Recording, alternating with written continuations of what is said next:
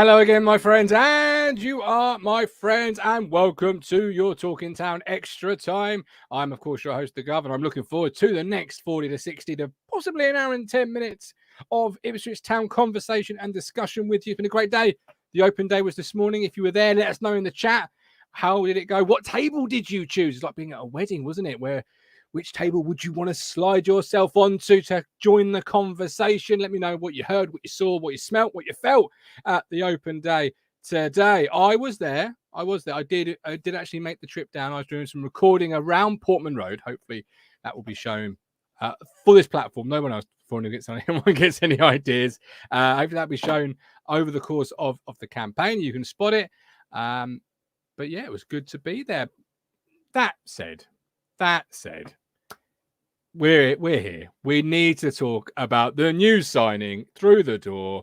I've titled today's show "Turning Over a New Leaf." I will take the plaudits and roses as you throw them for a fantastic joke like that. It didn't take me any time because I got sent it, but it took the person I'm sure who sent it all of 5 minutes. We love him. We appreciate him. Norman, Penny can go now. Lewis Robertson on the show the day we're signing Leif Davis. It's almost like the stars aligned. Almost like the chasm that is the universe decided this was going to be the situation. Lost every 50-50, caught out of possession all the time, couldn't pass, and crossing was awful. So I'm taking it Norman isn't a fan of Matt Penny. I think we should actually go ahead and bring in Matt Penny's agent, who I'm sure is probably working. Lewis Rapstar Robertson. That'll be with heart. That's him on the phone, fielding off those calls. That'll be. Here he is. Lewis, Matt Penny. He's like, I'm a celebrity. Ant and Decker walking towards him. Is he going to be evicted from the jungle? What's going on? I think the writing's on the wall now. It's I think you chaps said the other day we can't have 3 left wing backs in the squad. So we do. With Greg Lee being brought in, and then the new signing tonight, someone's got to make way. And despite what Rich said about the feedback on Matt Penny in pre-season, it looks like he'll probably be the one to make way. You would have thought so, but there could be another squad member that is departing to create the opportunity that Matt Penny hangs around. But he could well be this year's Miles Kenlock. On the outside, firmly looking in. I wouldn't wish him to join Colchester. I wouldn't wish that on anybody. But you never know. Johan, our resident Charlton fan, says, "I know you're talking about Ipswich and Penny, but Charlton has signed for." Hang on, Charlton fan. I know you are talking about Ipswich and Penny has signed. Penny has signed for Charlton. Is that what he's trying to tell me there? Yes, it is. Penny is signed. That's what he says. Well, we'll wait and see if that comes through. We'll get George, who's not quite on the show just yet, to get on the old Google device and see if Matt Penny's in the London area. Did travel back from southwest London this morning. So see? There you go. Read into that what you want. I'm just a little bit sad that Matt Penny may be departing because you promised us a shirt if he was still here, and I like doing giveaways. Particularly when other people have got the gifts. I did. Let's see how things go during the season. There is a shirt on its way because we hit the target, and congratulations to everyone on that. So we did. Yeah, we'll see if we get another shirt out at some point. But the only point I will make on Matt Penny is that he was brought in from Sheffield Wednesday on a free. I think probably a relatively low wage. And I think he was brought in as a backup to Hayden Coulson. Of the 2 left wing backs we signed last year, I feel Hayden Coulson was number 1. Now, injury meant that Matt Penny probably got more game time than had probably been planned, even by Paul Cook. And, possibly, yeah. I mean, well, no, you say that. Bailey Clements usurped him. Well, Bailey Clements was brought in after, I'm going to be honest, Matt Penny had a bit of a shocker away at Plymouth. Don't know if you remember the equaliser. He let it bounce at the back stick. Guy steered in behind him completely unmarked. I do remember. Sadly I do.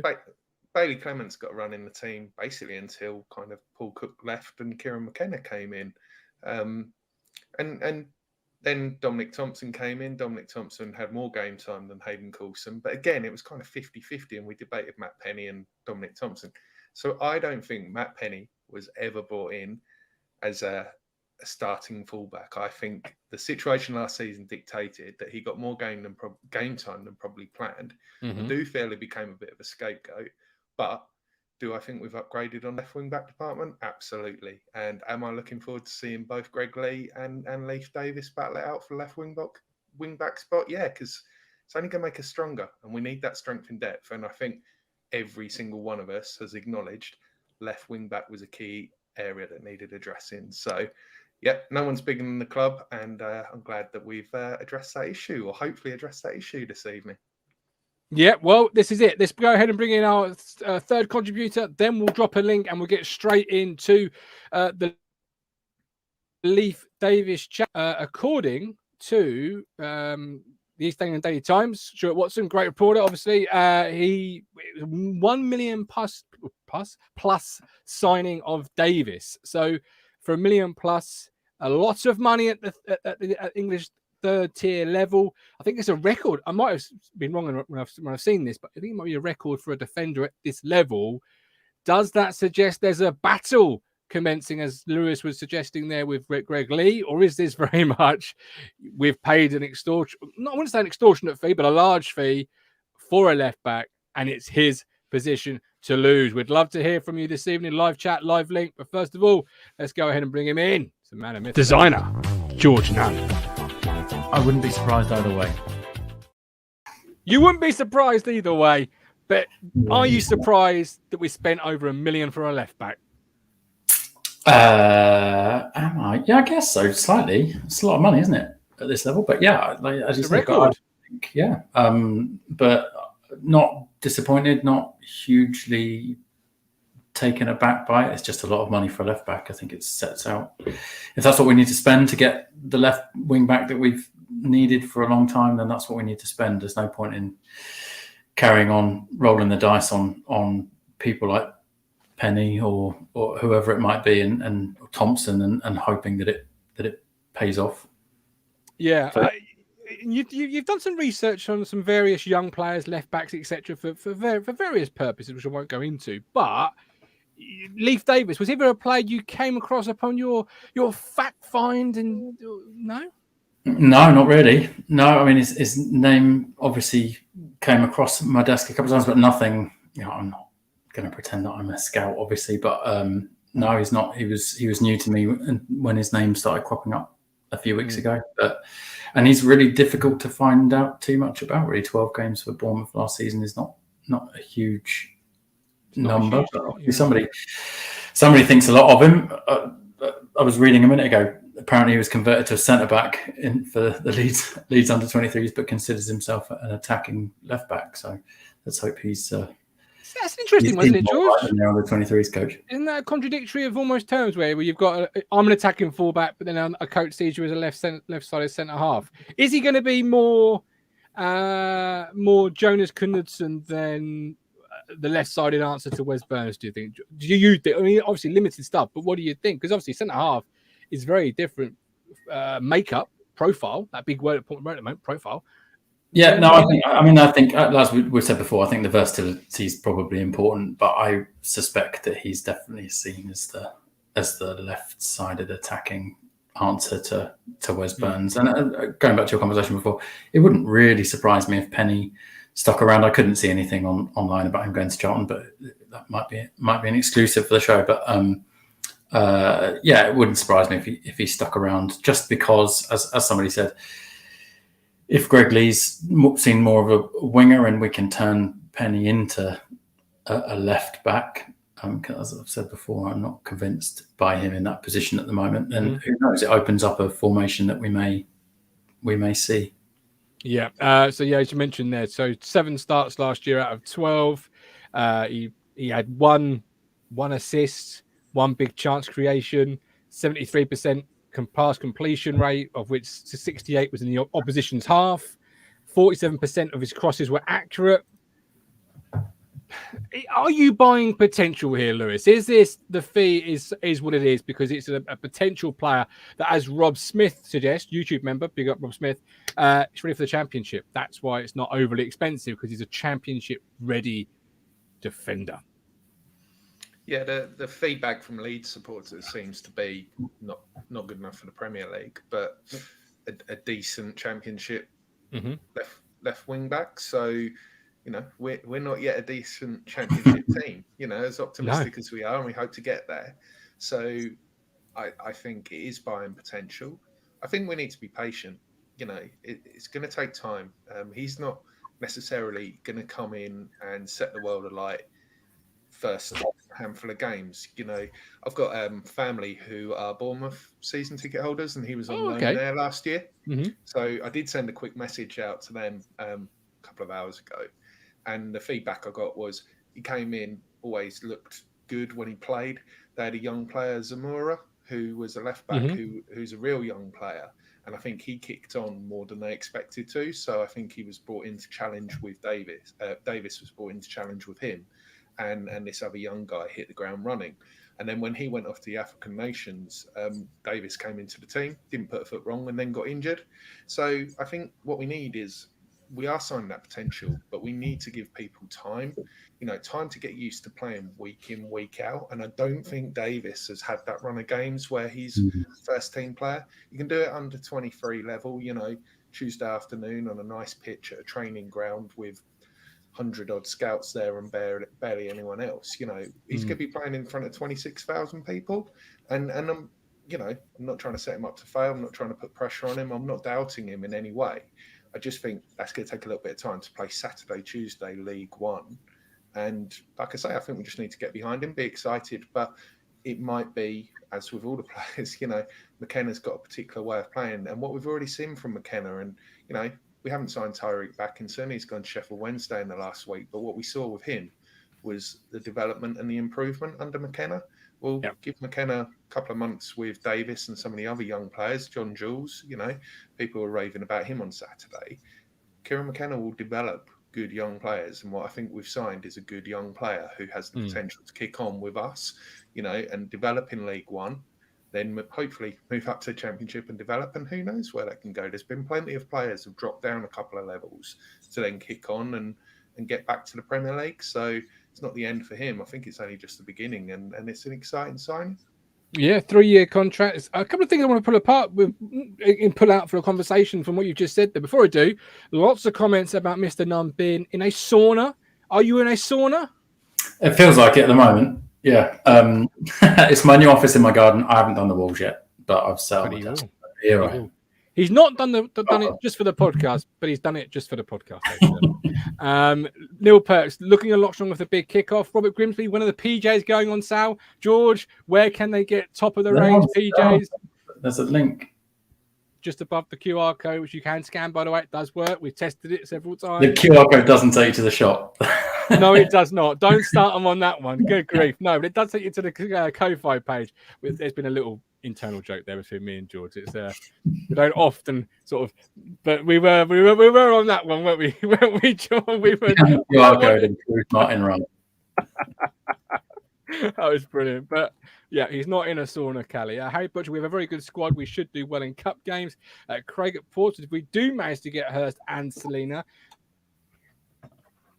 But say, Craig, why mention Selena? We were doing so well.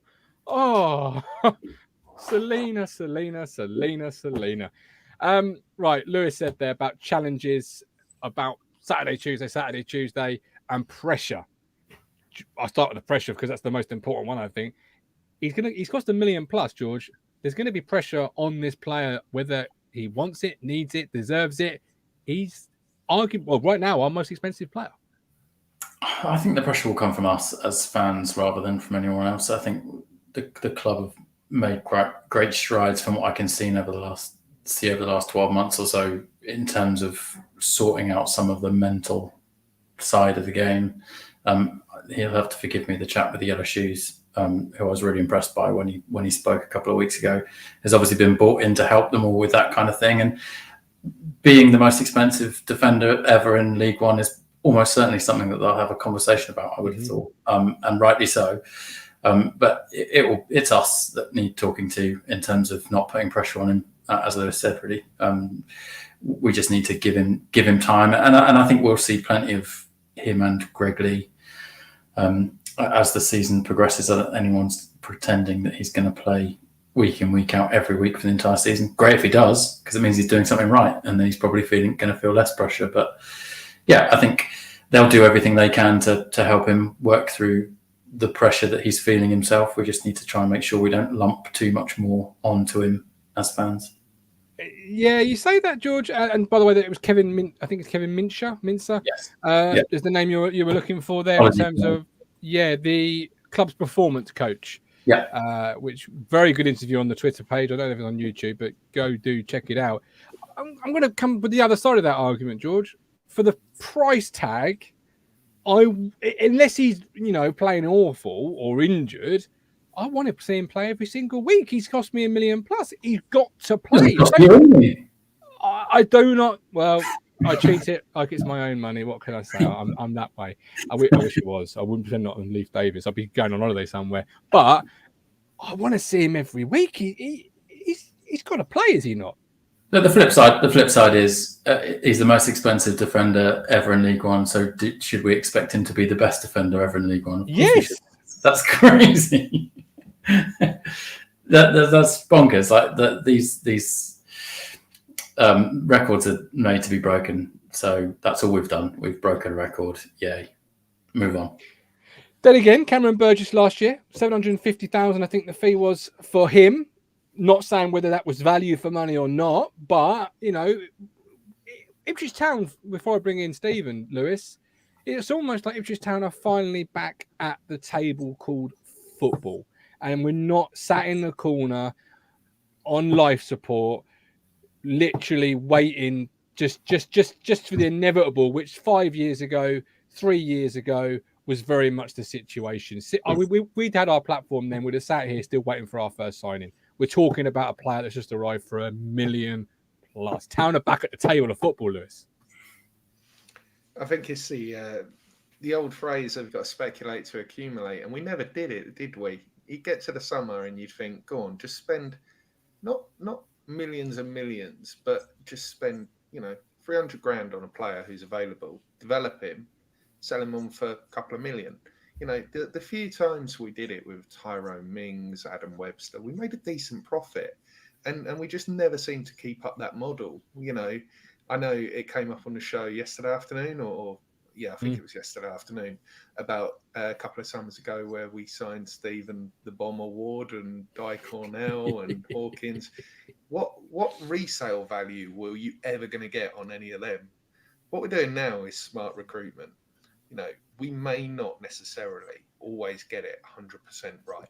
No. But if we invest in these good young players with good pedigree, which is what we've done with Leif Davis and what we've potentially done with even Marcus Harness. I know Marcus Harness is quite a bit older, but we get up to a championship and they perform, their value is going to increase by millions.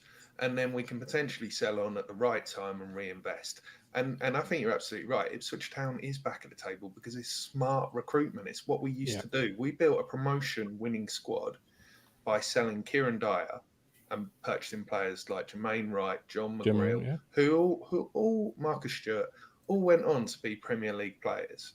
And that was the most frustrating thing under Marcus Evans. It was never a case of expecting us to go out and sign a £5 million player, but it was signing 200, 300, 400k player, selling them on for a couple of million, reinvesting. The best club for that over the last few years has been Peterborough. And I think we've got a bigger grasp and a bigger scope than Peterborough, by being in Ipswich Town and the capacity. So I really think the sky's the limit, but it's just refreshing to see. And I think clubs are starting to sit up and take note of what we're doing as well. Yeah, it's reinvigorating you as a fan, really, isn't it, George? It's almost shaking you awake as much as the football club, which was what the ownership, the Americans, have done. And I sent a tweet out tonight, and I fluffed the end of it. Classic me tweeting. But what I was saying was, this is an ownership that isn't messing around, isn't just here, for the sake of owning a football club. I want to be out of this league as quickly as possibly as we can, because that pot of money, I don't want to keep spending it in League One to get out of one division. I want to spend it in the league above to then go and knock on the Premier League's door. Right now, that seems like a million miles away. But this signing today shows the level of ambition, and I said that in a long time, Ipswich Town, at the football club. I think most of our signings this summer show the right kind of ambition. This is a slightly different one in as much as he's costing quite a lot of money. But I think all of the signings that we're making this summer particularly are players with a real point to prove. Young players who have plenty of room left in their career, all have a bit of pedigree about them, something about them that suggests that they should have enough to succeed at this level. And it feels like they all have a real bit between their teeth in terms of wanting to come in and make a success of being at Ipswich Town. And I think that's something else that we've really missed. We've been well wide of the mark with some of the signings that we've made over the last 10 years or more, 20 years probably, where we've just signed players for, like you say, that kind of like, not frustrating amount, because it's kind of that's just nonsense. But you know, that sort of £250,000 that sort of feels like it's a sum of money to spend on a player, so they should be okay. But when you look at them, there's nothing really about them that's there to get excited about, or anything that they do or say apart from the usual platitudes when they do their inaugural interview with the club.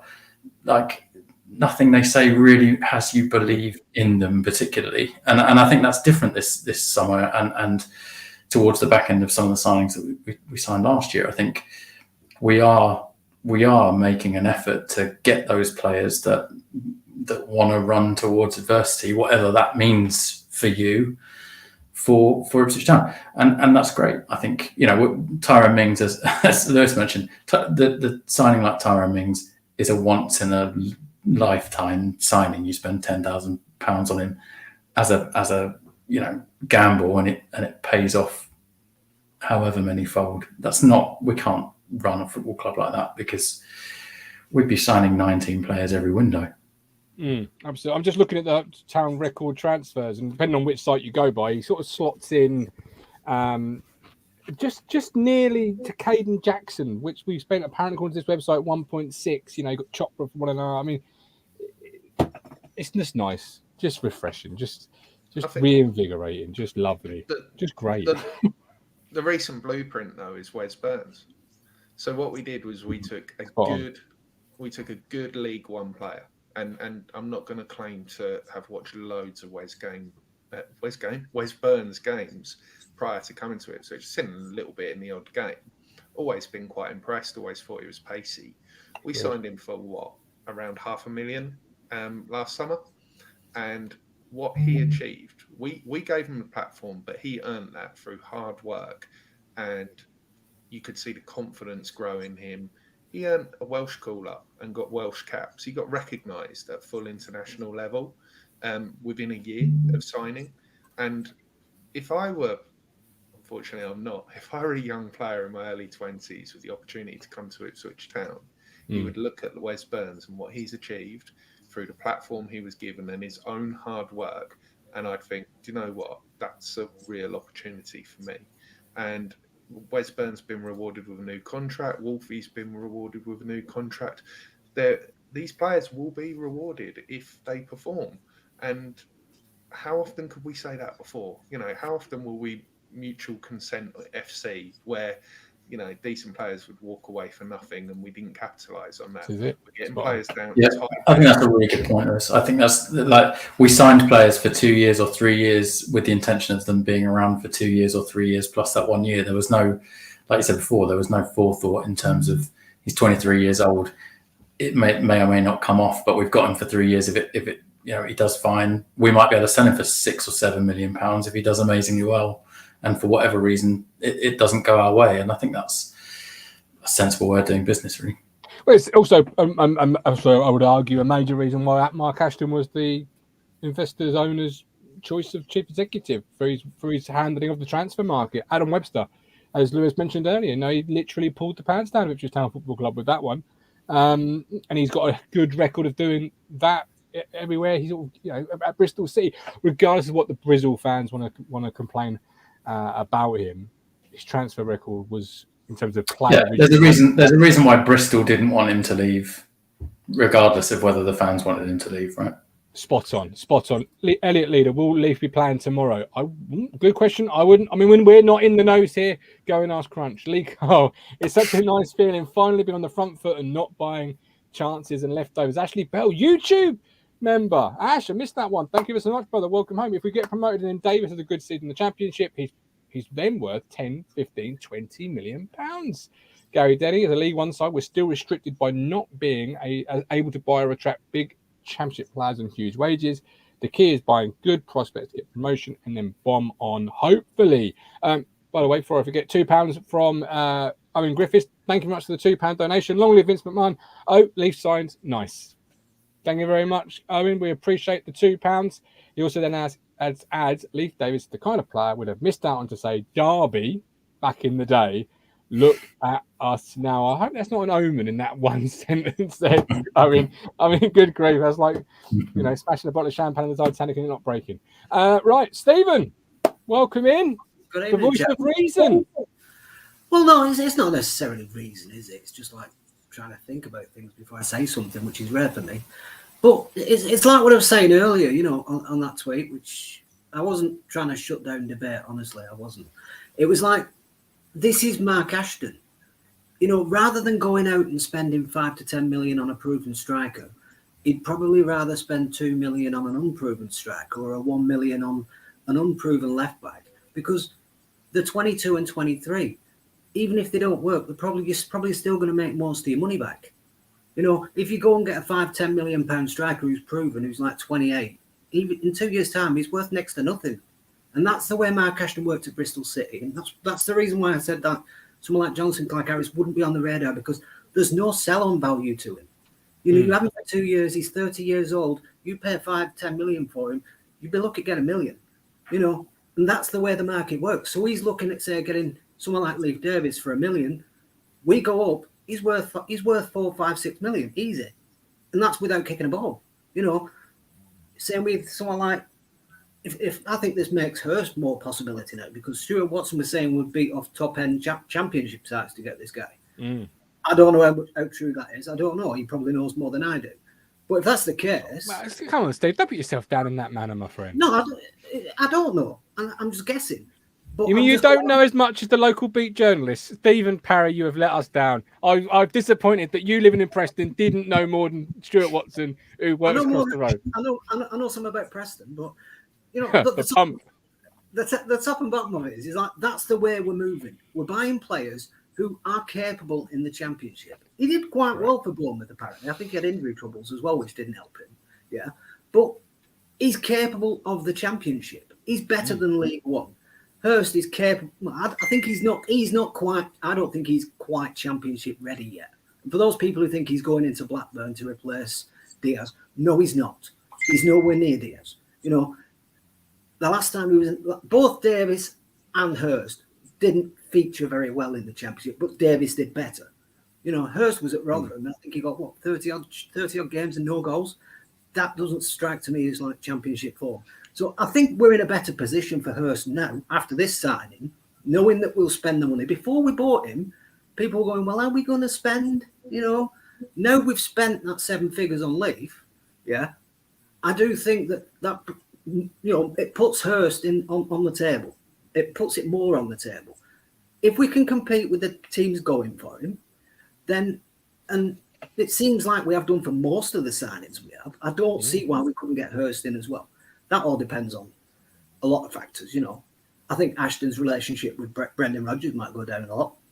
I don't know. They've probably had discussions. We'll see what happens.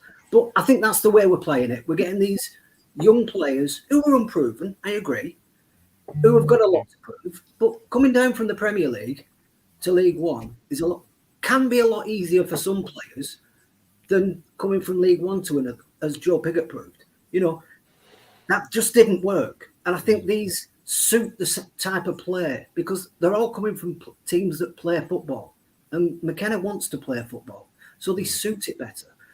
So I just think that's the way he wants. That's the way Ashton wants to work. He wants to get them as low ball as he can with quality. That's still good enough for us in the Championship. They may not be. They may not ever get to be Premier League players. I don't know.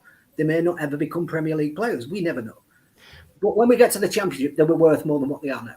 And it'd be nice to find out, have that conversation once you become a Nottingham Forest, for example. But at this moment in time, we need to get out of the division and bridge the gap. And a couple of things. I want to circle back to Hurst. I think it's really good that you brought him up in the conversation because obviously there's some transfer fees or valuations running around Twitter at the moment. We'll come back to that. But first, George, the dashboard. We hear a lot about it. I obviously talk a lot about it. I want to see it. Desperate to see the war room that is Mark Ashton's dashboard. And I imagine it's got wall charts galore. But is this the dashboard in operation? A player that you're picking him up for $1 million plus, and Adam Webster springs to mind again. Is it the dashboard? Is it the profile and the analytical side of this guy's on a upward trajectory, and we want to get him now before he's worth 15? I hope so. It's not a point in having one otherwise, is there? But I think he's not showing me. I don't know yet. Well, he's not going to show you. But I think that Stephen's right. The issue with proven players is that once they're proven, they're worth 10 million quid, if not more. So that you have to take it. You have to take a risk on some of these players. And Stephen hit the nail on the head. Absolutely right. It's about pedigree. It's about where they've come from. It's the team that they've come from. It's the style that they've played. It's their education that they've had in football. If not under McKenna, then McKenna's well aware of them and or well aware of the style of football that the team that they're coming from has played. And I think that's what the dashboard will be full of. This is the position that we need. We need versatility in that position. We know that this team plays in our style. We know that this kid is second or third on the list of their wing backs. So he's got to be decent. So let's take a punt on him. And it is a punt. He's got some experience at a slightly higher level than us, but only a little bit, not loads. So, of course, some of it is a risk, but that's why you have to rely on and have a little bit of faith in the data that they're amassing. And that's endlessly better than just sticking a pin in a donkey's ass, hoping for the best, right?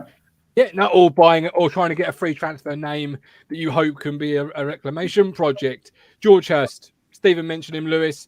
We've seen valuations on Twitter of 2 million, 2.5, 3, whatever it's going to be. It is an unknown commodity. You have heard what George said about, better than sticking a pin on a donkey's ass. Go with the analytics. But it is also football. And 2 million plus for a player that's got a handful of games, handful of goals is rich for anybody. Where are you on George Hurst? Many people in the chat saying missing piece, get him in now, let's go. What do you think? I just wanted to add to what the other chaps had said, and I agree with everything both of them have said, but we've been patient with this deal as well for Davis. There was rumours at the beginning of July that Davis was our number one target. Leeds was set to go to Australia. He went to Australia, and we weren't really linked with any other left wing backs in that time. Some people, nobody was throwing their toys out the pram or anything like that I saw, which makes a nice change. But people were saying, oh, maybe it's time to move on. But we stuck to our guns and we got our man with Leif Davis. Yeah. And I kind of feel with George Hurst, the name's been around throughout the summer. He was one of the first names we were linked with. And there's clearly a lot of conversations taking place. And if he's the man that's identified as that striker, and I think last time I was on a week or two ago, we talked about having different types of strikers. We did. George Hurst is different to what we currently offer in the attacking positions. And if he's the man they've identified, that's good enough for me. I don't think it will be quite as straightforward as, 2.5 million up front. I think it will be a structured deal which will represent the progress and development of Ipswich Town and also George Hurst. So for me, if he's the man, I'll be quite happy if he ends up signing. And I just think there's something rumbling away. Whether it happens this week or next week or possibly well into August, I think we've got the players that can, cover for now. But why rush? Why panic all of a sudden? Go off and sign someone else and completely shove all of our plans out the window for the sake of 2-3 weeks if we get the player we want on 3-4 years. So I'm quietly confident. Yes, there are other clubs interested, but as Stephen said, we've batted them off for other players, and there's nothing to say we can't do it again. I think the fact that nobody has come in yet would indicate that they're well advanced for someone, and I would, if I had to put money down, I'd guess it was George Hurst. Yeah, I'm going to bring you in, Stephen, and ask your opinion on George Hurst. I want to come to the chat first of all. We've got Benjamin Michael taking my wife and unborn to their first game Saturday. Excited doesn't describe it. Love that, Ben. Finch's Rest Cemetery, thank you very much for your YouTube membership. It's been really, really solid recruitment this year. Great quality in depth with capacity to improve. Jason Fisk. Now we need to go out Saturday and smash Bolton and lay the gauntlet down to the rest of the division. Absolutely. Ben Hobbs, I agree with someone on Twitter. The longer Sneer doesn't have a club, the more likely he'll come to us. Matt Stannard, wait, Gov, you mean you wouldn't walk through the secret door the open day? It was just between the toilet and the Boots Radio Suffolk stand? Nope. Didn't see that. Trigger Lee, a few years ago, we were signing Stephen Ward to play left back. Twilight of a career. Now we're signing players that, if they do well, will be an asset to the football club. Please do keep your comments coming into the live chat. I will get as many as I can onto the screen and read out. Also, a live link in the chat. Get on the show, as Stephen has done, as Colin will do at some point this evening. I'm absolutely no doubt about that. Come on, have your say about your football club. Open day, Leif Davis, George Hurst. Who plays Saturday? Whatever you want to talk about, we'll talk about it. But first of all, a quick word from our Buses, your local bus company. Don't get stuck in traffic. Ditch the car. Go green. Go contactless. Go Ipswich Buses. Fares available from £2.20 return, a fantastic price and a fantastic service. Ipswich Buses, proud to partner with Talking Town. And we're proud to partner with them. Too much smoke without there being a fire, Stephen. George Hurst, surely there's just too much smoke around this transfer. It's got to be happening, right? Well, yeah, it's got seems to have the same trajectory of Leif Davis. 1 year left, lots of talk all month. Obviously, conversations were going on with Leif Davis. Conversations will be going on with George Hurst representatives in Leicester City. And like I said, Ashton knows Brendan Rodgers well, and I think one of Purton, McKenna, one of them two knows Brendan Rodgers well as well. So they all, there's good communications, and I think there's just two. People are turning around. Well, it's 2 million. Like was said, it's like it's not going to be 2 million. It's not going to be 3 million. It'll probably be something like 1.5 with add-ons. You know what I mean? And that'll depend on what he does. And Is he a bad League One striker? I think you could argue, no, he's not. People say, well, he started off badly. Well, he was alone. He's gone from Leicester to Portsmouth, playing a different system, a different style, and he took time to adjust. And when he adjusted, he was good for them. It just took till November for him to adjust. That happens. We had 19 players who took time to adjust. So it happens. So he's got more experience in the league. He will come in. He may take time to get going. Maybe we have to dip him and Ladapo doing one subs one and then the other subs the other, a bit like that, just to get them both up to speed to the league. I think Ladapo will be more up to speed than Hurst, but it depends on how he comes in. Has he got the capability of the League One? Yes, he has, because we've seen it. Yeah, people will say, well, he's not done it all season. Well, I'm taking the first part of it. This is the opposite to Macaulay Bonne. I'm taking the first part of it. He hit the ground. He was waiting to hit the ground running. Once he first went in, he was doing the business. Macaulay Bonne was the opposite way around. He hit the ground running, and then for some reason he lost it. I'd rather the first one than the second one, because at least there was a reason why he wasn't scoring, and then he started scoring. No one has no idea why Bonne stopped scoring, so I'd rather that. I'd rather the other way around, where it takes a bit of time. But I think there must be things going on and being talked about. To be honest, I don't see it being far down the line. I wasn't expecting any deals to be done till August, or well into August, because we all know paid deals take time. Clubs don't want to sell the players unless they don't have to. Like Leeds have sold this guy; they've not even got a left back now. So they must be doing something, or they wouldn't have let him go. So it's like wheels within wheels a lot of the time. Are Leicester waiting for Blackburn to sell Diaz and see if they can get rustle some cash up so they can pawn it up? I don't know. I don't think they will. I think if they sold Diaz, they'd have to go for someone with a bit more star quality than George Hurst, because that'd be a bit. If I was a Blackburn fan and the replacement for Diaz would have been George Hurst, I'd be seriously underwhelmed. But we're not in their position. So I think I think at this moment in time, I think we can be quietly confident that he's probably going to be the main name. But there are other names out there. You've got Jerry Yates, you've got Ellis Sims, even Nathan Broadhead. He's not signed at Sunderland yet, even though they're after him. Anything could happen. As you said, it's an open market. Anything can happen, and anyone can blow anyone out of the water if they've got the right money. So we'll just have to wait and see what happens. But I think Hurst is the favourite right now. Are you not confident, Stephen, that if we didn't get Hurst, they've already got someone in mind? It's not going to be a back to the drawing board and, let's have a look and see who's available. I'm sure we'd all agree that they've got a clear plan, haven't they, for every... I think they've got a list as long as the eye can see. They've just got it like, this is the top guy. They're not going to tell us he's the main guy. They're going to have a list and they'll be talking to loads of them. And they say, well, we'll wait for this guy. If this guy doesn't come, this guy's a possibility. And they'll have a list, going all the way down. And they'll go through it. And they'll get the right one. If it takes time, it takes time. We've got Ladapo. He's good enough to start. I even think Greg Leif was good enough to start if we didn't get Leif Davis in. So we're good enough to go. I just think one or two might take a bit of time. And I think we saw it last year, didn't we? With Jacobs from Portsmouth. We were on the verge of signing Jacobs from Portsmouth. Kyle Edwards became available all of a sudden.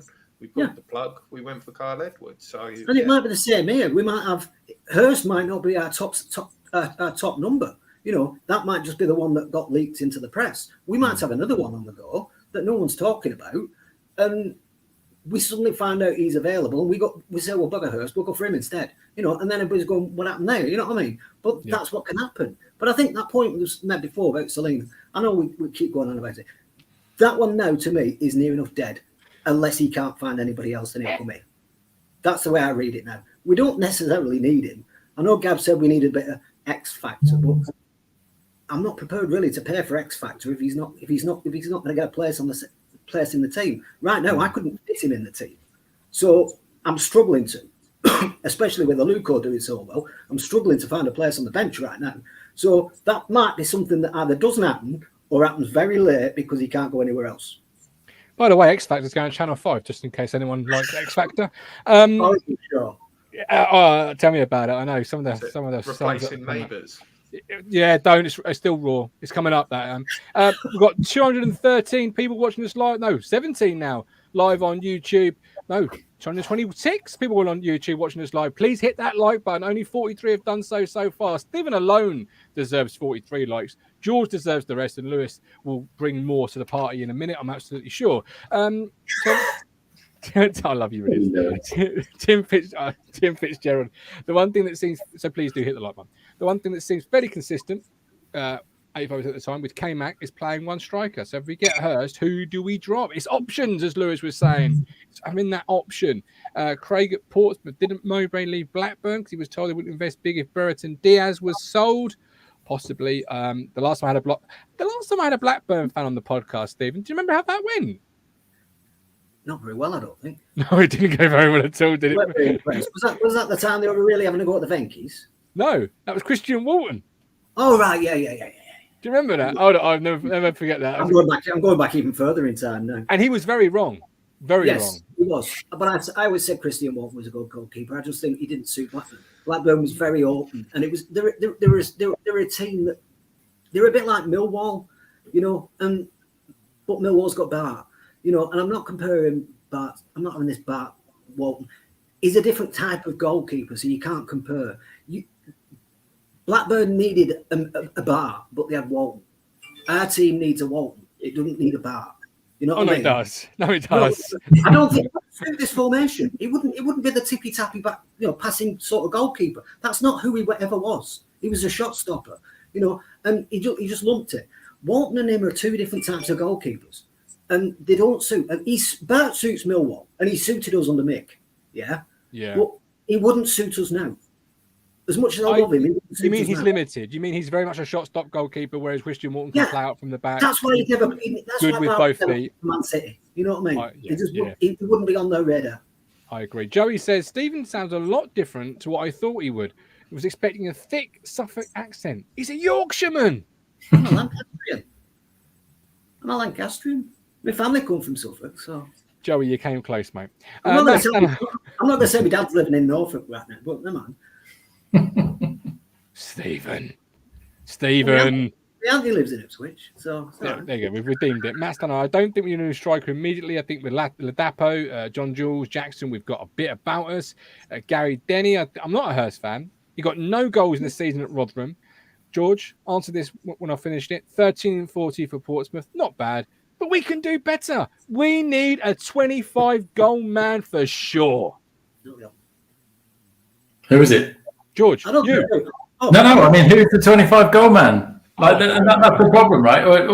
If we went after a player that wasn't free and had only done it once in his entire career, we're going to have to spend, and wasn't towards the end of his career, we'd have to spend a lot of money on someone who was proven to score on a 22, 21, 23-year-old who could score 25 goals in a season that we thought would do it again next year. Of course, that's what we want. And I'm sure that's what we have in mind, although I suspect it's a little more nuanced in as much as we want our collective strike force to score X goals across the season, and how they do that, it doesn't really matter too much. But I don't have any issue with George. Again, I don't know an awful lot about him, but the fans that have seen him play seem to think a lot of him, which is great.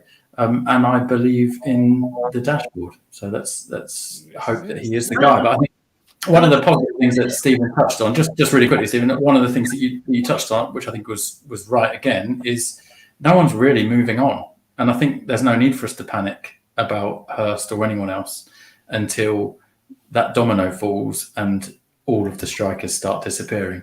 And to be honest, I suspect that Hurst may be one of those first ones to go, because there's few interested, and once he goes, for however much he goes for and wherever he goes, then people will start to panic and try and pick up the players that at the moment are second or third on the list. Yeah, absolutely. I'm always a bit, can I just say something? I'm always a bit queasy when people say that, we need a 25-goal striker.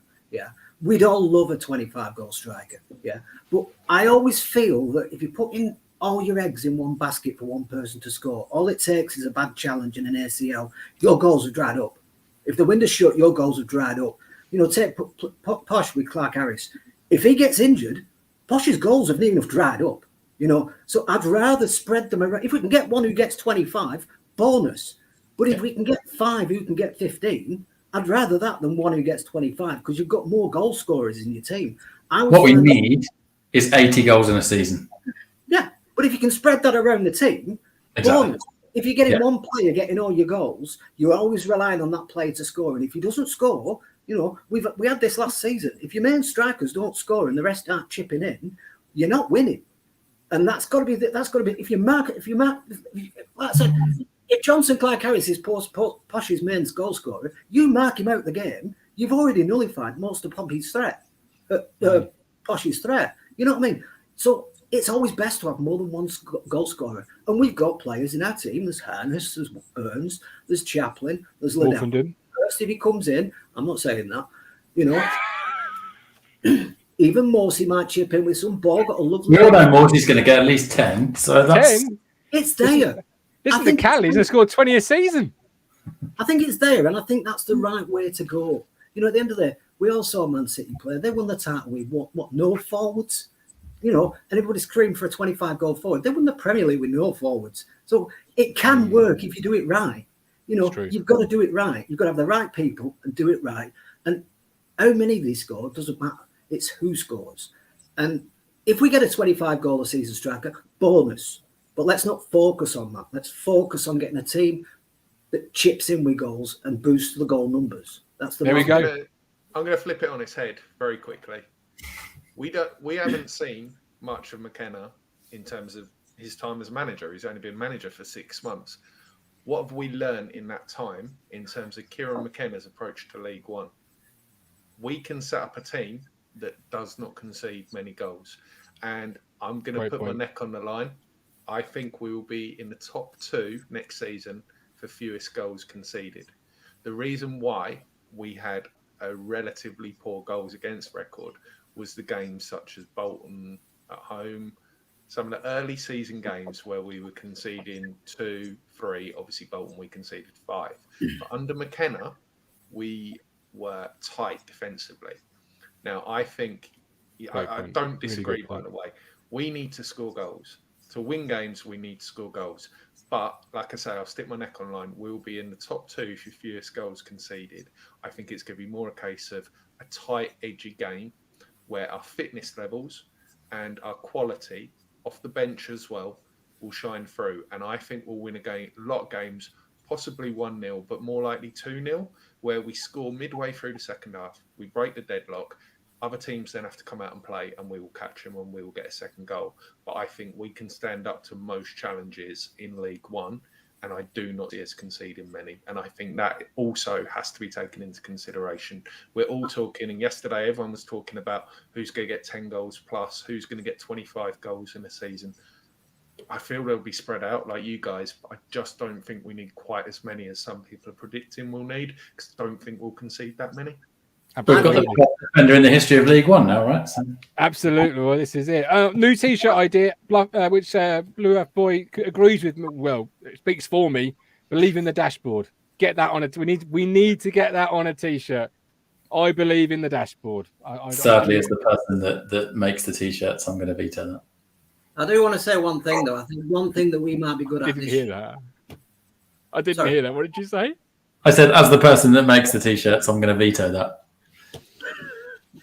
You can get a Gov-made T-shirt, but it will look like a Year 4 primary school has created it for a competition. Stu Blue 72, new member. Welcome home, brother. Thank you ever so much for becoming a YouTube member. James Elmer. Sorry, Stephen, come back to you just a second before I bring Colin in. 50 minutes already. Good God. James Warren Elmer, late to the party. That's okay, James. Just matters that you're here. So happy with this signing. League One Facebook page isn't impressed by spending $1 million plus on a left wing back.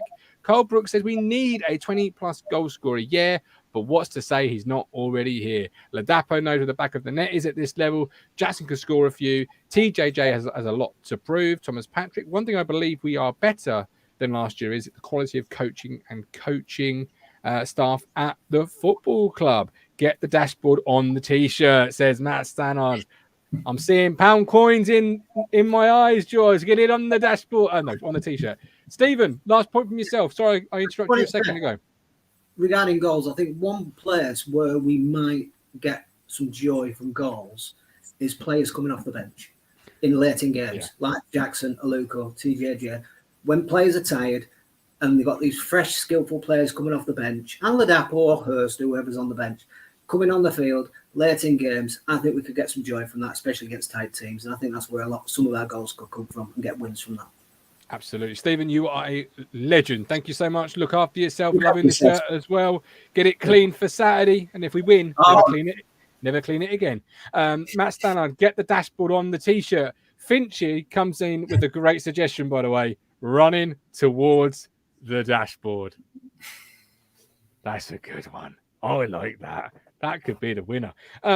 We're going to bring Colin in just a second. We do have a fantasy football league again this season. For somebody who just asked in the chat, the link is now in the chat. So please do, if you play fantasy football, get involved. We had lots and lots of people in last year's league. Depending on numbers, I will arrange a prize or prizes, and I'll announce that as we go closer to the start of the new Premier League season, depending on numbers. Also, if you're interested in a fantasy Premier League show, please do let us know.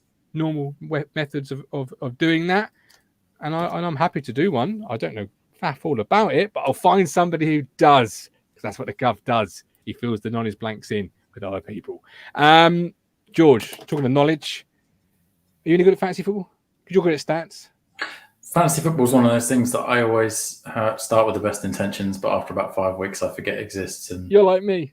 My team stays the same for 33 weeks of the season. So, no, it's not something I would volunteer for. You're exactly like me. Okay. I cross you off. Another show I want to do, for those that are watching, because we have got an awful lot still with us at 26 minutes past 9 on a Monday, is we don't do many stats on this show, Lewis. As you know, we don't do pre-assists. We don't do low block, high block. We don't do any of that crap. but I want to learn. I want to get better and more modern. So if anybody out there knows about this stuff and can present it, I want to do a show about it every week where we go deeper into the stats and look at it. High block, low block, blah, blah, blah. I know nothing about it, Lewis, but I want to learn. Take me from the dark ages and deliver me to 2022. Do you know what? You were talking about fantasy football, and I straight away started to think about the Badil and Skinner show. And then I thought, well, there was Stato in his dressing gown. You're already dressed for it, and then you started to talk about stats. So I think you got a role there. You are definitely the Stato of Talking Town. Oh, steady on now. That's probably going to get other people upset. I don't do stats in any way, shape, or form. You dressed for it. We just need to get you the dressing gown. By the way, Womble wants Christmas PJs. Matt Phillips, Christmas elf. Christmas elf, yeah. I love it. Right, Colin, you're off for your holiday. Look at this, G.I. Joe in the building. Gavin, how are you? I'm very well, thank you. How was your holiday? How are you, mate? How was your holiday? Oh, beautiful, absolutely beautiful. We had a couple of kind of drizzly days at the end, but all in all, absolutely superb. Yeah, fantastic place, fantastic people, and lovely holiday. Yeah. Anyway, Gov, how are you, mate? Are you feeling very well? Yeah, I'm very well. Good, Whenever I hear the word drizzle, I think of Soccer AM in its heyday, light drizzle. And it just makes me laugh. Makes me laugh up north. George Hurst, go on, Colin, lay it down. You've seen the good, the bad, and the ugly at Portman Road. Leif Davis, $1 million plus. What do you think? I've literally just got in from a 370-odd mile trip. I had to come on tonight. You've given me the opportunity, Gov. Thank you very much, mate. Obviously, I spoke to Andy and Rich on my way home, and Andy was the first one who told me that it was nearly in the bag, so to speak. Then I spoke to Rich, and he said one or two people had told him that it's getting there, kind of thing. And I'm really, really excited about this season. I'm really excited about the football club at the moment. Lewis, George, and Gov. I've been to the point, like with this football club, where I used to look forward to a Saturday on a Monday morning. Do you know what I mean? And over the last few years, you kind of never really have kind of looked forward to a Saturday that much. But now everything seems to be dropping into place. We've got people at the top, especially people like Mr. O'Leary, Mr. Ashton, who are doing, in my opinion, a very, very, very good job. And they're getting, like I said to Randy today, we've got all the staff in place now. We've got players who are fit, no doubt about it. I went to see the West Ham game. It banged you right in the face. We're fitter than we've been in donkey's years. We've got. I agree totally. There's round. Thank you, Gov. There's round pegs in round holes. Look, I'm not going to stick this Aluko thing a bit, but you've got people like Aluko. You've got others. You've got people like Burgess. You've got people at the football club who we can rely on coming off that bench. I'll tell you, if this club does not finish first or second, I am a donkey. We will go up this season. You've heard it here first. I'll make that T-shirt. I'm making that T-shirt. As long as look, George. I'm teasing, Colin. I'm trying to speak sensibly here. Unless, like kind of Stephen went across, and unless we get a couple of players who get horrendous knee injuries, a leg break. God bless Emma Hughes, actually. I've heard about that, and that was horrendous, apparently. We don't want that kind of thing. If we avoid that kind of situation, we avoid the suspensions. We all know people like Sam and the like will get the odd booking, if not the odd red card. But we'll deal with that when that comes along. But we are ready to go. I think we're ready to go. the George Hurst thing. Would I be pleased to see him come in? Yes, I would. Would I be really, really disappointed if he didn't? Probably not, because I think we've got some decent talent up the top there. I think obviously George Hurst would make a lot of difference to our chances. But like Rich said the other night, and I must admit I agree with him, and that bloke had the balls to come on there the other night, and I say it on live, he had the balls to come on, say about Aluko, which I really, really appreciated. I thought that was good of him. He also went on to say about, if we make these two signings, I will readjust the set, so to speak. And I get that. You know, I would have been bordering on first or second, even if we hadn't assigned to both of them. But now we've got the left wing back. I'm more than happy to say first or second. Wow. I was speaking to, funnily enough, I was speaking to a Derby fan in Padstow this morning. He had the Derby top on. I went over to him. He was about a little bit maybe younger than me. And I went up to him and I said, you know, I'm a Town fan. So he showed me tattoo on the leg. He said, oh, shook me hand. We had a chat. I said, do you know what, boy? I said, that's going to be a little bit more difficult than you think. And I must admit, hold my hands up to the lad. He did actually say, yeah, I think so, you know. But he did say to me, and I applaud them for it, I will be looking in the paper to see that if this was a load of rubbish or not, but I'm sure it won't be.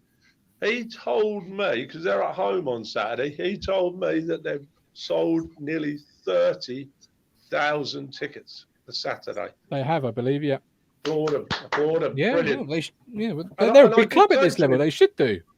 And I did say to him, Gav, from the Town fans, from the likes of us, I told him about Taunton Town that. And I said to him, I said, really, really pleased that you still got a football club. You know, because, you know, let's face it, when we got ourselves in a bit of in the mire, weren't really very nice, was it, boys? You know, but I mean, they were a little bit further down the line than that, weren't they? Well, yes, I spoke to a Derby fan on the show, meet the opposition. They were days away. I will be the same as you when we finish above them. If they finish above us and go up instead of us, I will be ruin the day they were saved. But that's football in general. Got some comments coming in. Obviously, fancy football, but Brandon Cutter saw George Hurst at Cardinal Park. Nando's.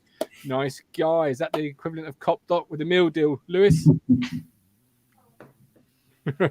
Sorry. That's all right. Your phone keeps going off. It's fine. Times Patrick.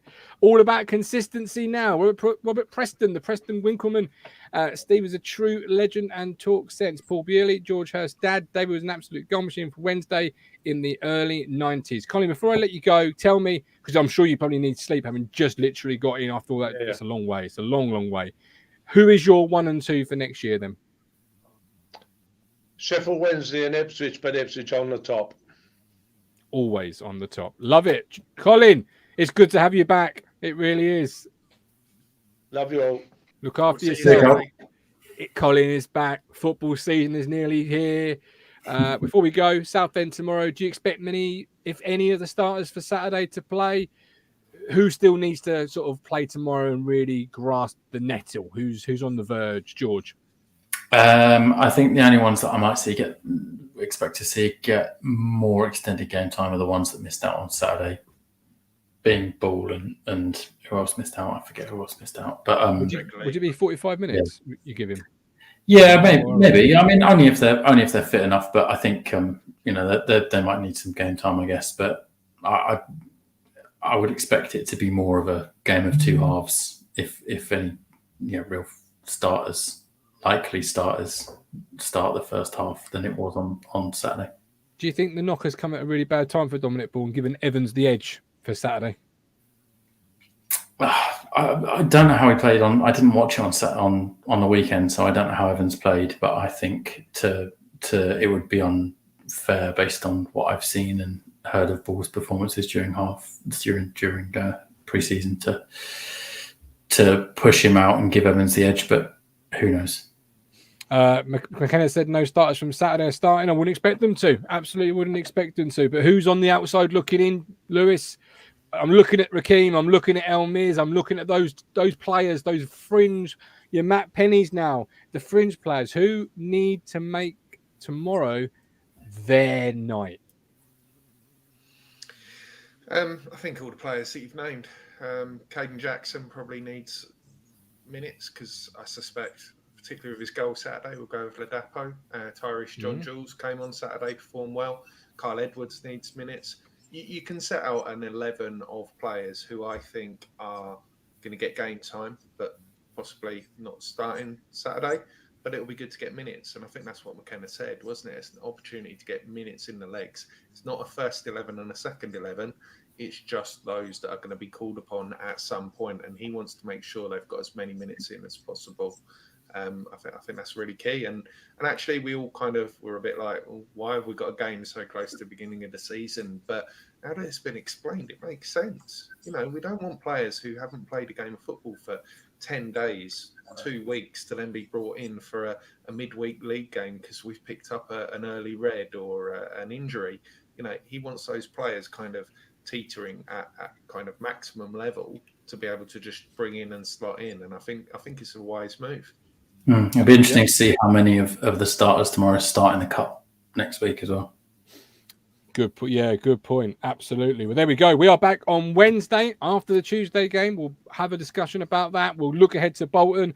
Then we're back on Friday. The Friday show's return, 29th. Looking forward to that. Lewis, you were poised. You were ready like a coiled spring.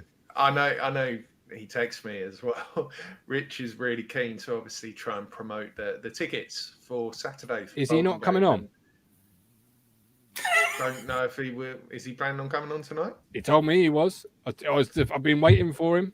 He asked me to remind you to mention it. So if you haven't got a ticket for Bolton game, you want to go and obviously possibly not in a position to be able to go as it stands for financial constraints or whatever it may be. Reach out to Rich either on Twitter or I think he's put a tweet out earlier today. Correct me if I'm wrong, but he has a tweet earlier with his email address. Get in contact with him because there's not long to go, and then the draw will be made, and that amazing scheme is up and running with people who aren't necessarily fortunate enough to be able to go, getting the opportunity to go. So, thanks to Rich and everyone that's been involved, everyone that's subscribed. But it would be a shame for it to go, not to waste, but to not have kind of a full hat to pick someone from, I think is probably the best way of doing it. Well, it certainly shouldn't go to waste. Obviously, this is the result of us hitting 4,000 subscribers.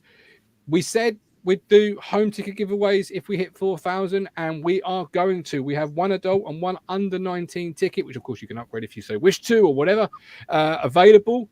All you need to do, it's very simple. Snapshot your subscribed image so that shows you subscribe to the channel, and then DM Rich, DM Talking Town, or email Rich, one of those three, not all three.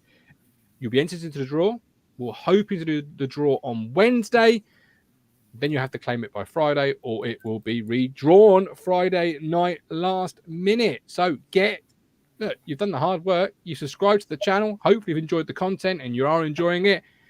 Now go and see if you can get your lovely reward and be at Bolton, home to Bolton on Saturday. A part of the Our Time Now.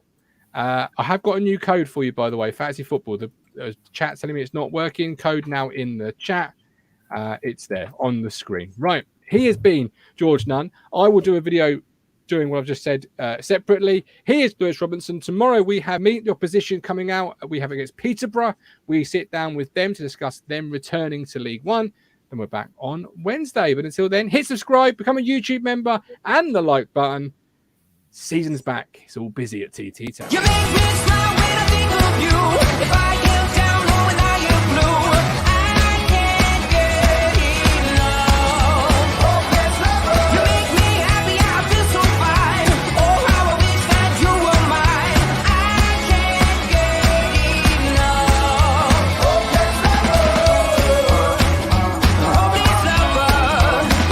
I woke up all soaked in sweat, with chills running down my neck. I thought when from